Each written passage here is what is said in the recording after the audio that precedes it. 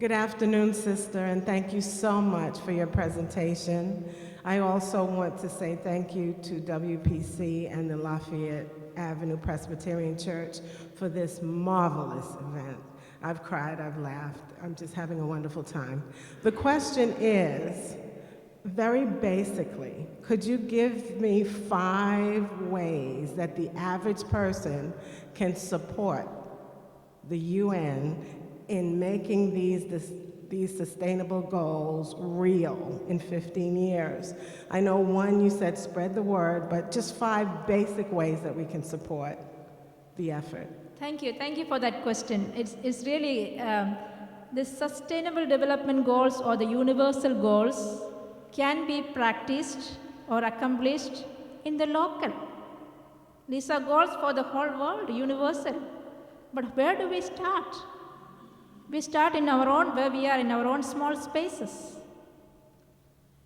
So you can start in your own family or in your own community about whatever we said about this. You can support stop climate change.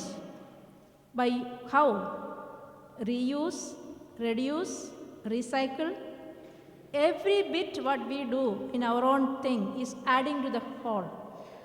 Stop wastage, cultivate a culture of enough, educate your children, and encourage them with a self-confidence,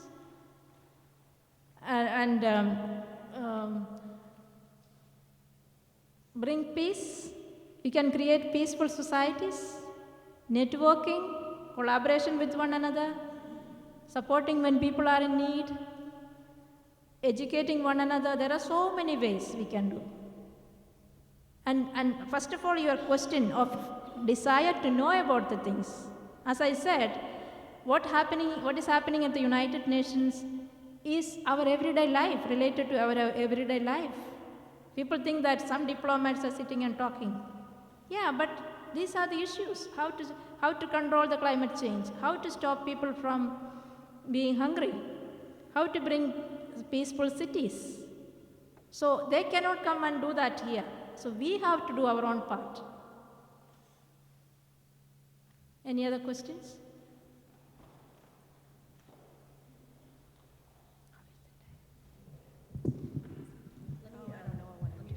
So this is just due to time.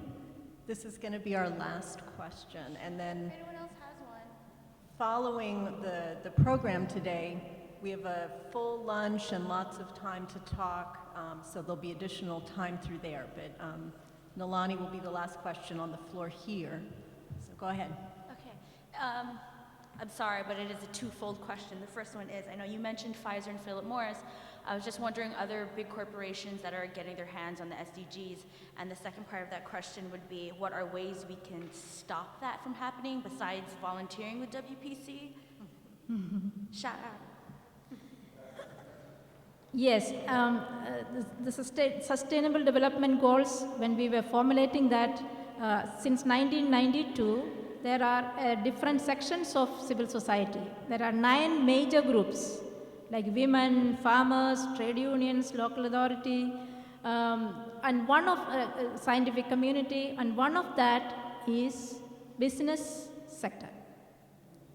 So corporations are not invited to the UN, but through the opening of the business sector, they say we are representing small business and private sector. But sometimes they say we are representing 8,000 corporations, big and small. So how do you know them? That is one thing. Secondly, every year the budget for the UN is reducing. The UN budget is, or the UN is run by the donations or the contributions from the 193 member countries. So the countries are not willing to pay their money. So we have trillions for investing in military and for war, but we don't have billions for peace. So the total budget of the UN is only 40 billion, and this city of New York will have much more than that. So that is the place the corporations are making use of. They come with specific proportion, what is projects like partnership between UN, some particular project. For example, empowerment of women. Okay, we will invest more money for the empowerment of women. We will provide job. So all these are offerings. And I'm sorry to say, the UN Women, that is a UN agency, very specially to empower women, have 10 corporations in their executive board. So you can imagine, they give you money, they give you job, they also influence the policies. So that is a difficult, challenging thing. And another thing, if you are a civil society or in a small organization, you want to get accredited to the UN, you have to go through a whole lot of procedures. You have to produce documents saying that you are a genuine organization, you are involved with the people, you have certain expertise in particular field, you have a lot of questions. But these corporations, they don't need any of those procedures. If you have money, you are part of it. Another one project is sustainable energy for all. Otherwise, another one is every woman, every child. There are so many beautiful things coming up. But underneath is that no country should keep hand on our profit or our company. That is their interest. And it is also a prestigious issue to say that we are partnering with the United Nations. United Nations stands for peace and development. So we are part of it. So this is another way of utilizing their presence. So that is why we are making, we are utilizing every opportunity to confront this at the UN. Through different NGO committees, we speak against this. It is not corporations' voice. We want people's voice here. This United Nations is the moral voice of the people, of the world. It is not the corporate voice. So it is it's a difficult challenge we are facing every time. And also a sustainable development, one point I forgot to say is that sustainable development goals, 17 goals are applicable to all the countries, universal, but there are certain goals which is very specific to rich nations. That is goal 10, inequality, growing inequality. If you take 80% of the resources are used by 20 people. And you must have heard a recent Oxfam study saying that 62 individuals' wealth is equal to 3.5 billion people's wealth. So 50% of the wealth is with 62 people. So this is the kind of injustice. Another one is about providing money. That is goal 17 is means of implementation. We need money to implement the goals. So where does the money rest? So people who have more money, countries who have more money need to invest in implementing this. And another thing is about climate change. Who has contributed more towards carbon emissions and greenhouse gases? Those who are responsible for that need to take more responsibility in combating that. So these are justice issues. So we are considering that, and I'm happy that you also can get involved. And if anybody wants to have more materials from the UN or how we function, we can talk about that. And there are also occasions you can come to the UN to participate in programs, especially every Thursday from 11 to 12:15, there are issues called Department of Public Information, bring out issues where any public can come. You need to just ask them for a ticket and you can come for that programs. So these are ways you can collaborate with us, collaborate with the UN. So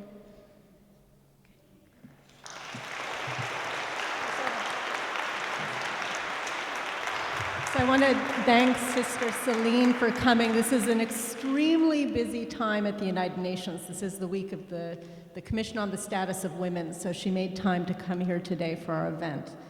And she did speak about the fact that there's a door that the corporations are using to enter these sustainable development goals and try to use them for their own benefit. So this event, what we're holding today, this is us staking our claim that these sustainable development goals are for us. It's for the people. And we have to fight in every arena to make sure that our society is moving forward for the people. And we need to organize, and we need to unite our communities to do that. So I want to please give another round of applause for Sister Celine for coming and spending this time with us. I'd like to thank Lisa on behalf of you for inviting me and giving me this chance to be with all of you. Thank you so much.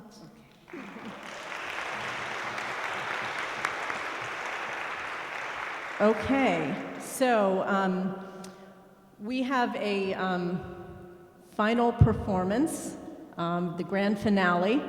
But just before we do that, Nalani asked the question, how do you get involved? Sister Celine talked about you get involved locally, you start, you get involved where you are.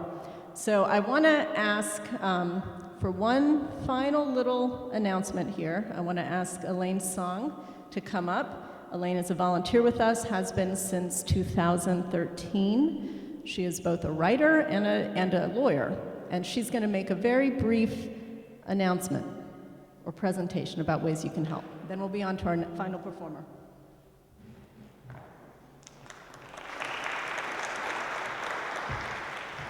Thank you. Good morning. Imagine an organization that operates 7 days a week with a staff entirely of volunteers and which receives nothing from the government, including special tax status. Imagine further that this organization provides hands-on assistance in writing, designing, printing, and publishing original works, business materials, and community organizing tools as a completely free benefit to members, giving a voice to those marginalized by the corporate media.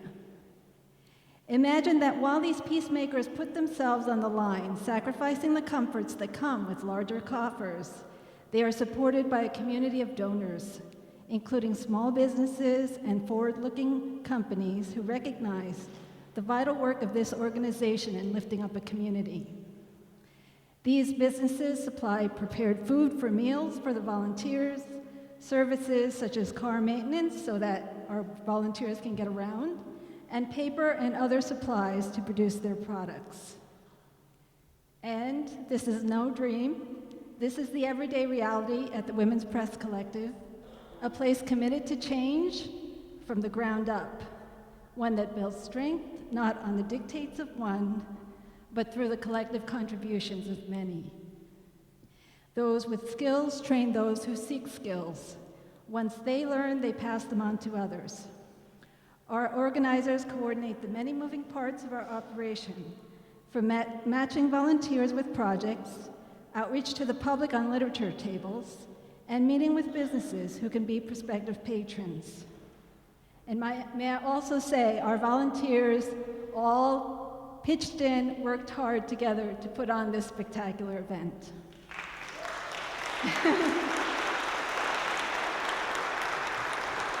Definitely.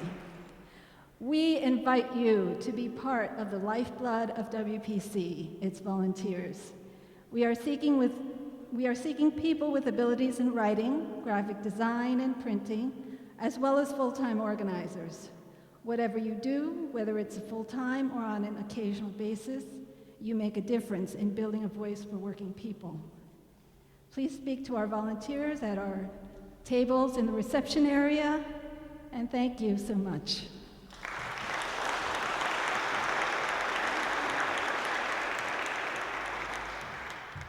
Okay, so now is the time we have to seize this historic moment that we are living in right now and seize these goals, make them belong to the people. We need to organize.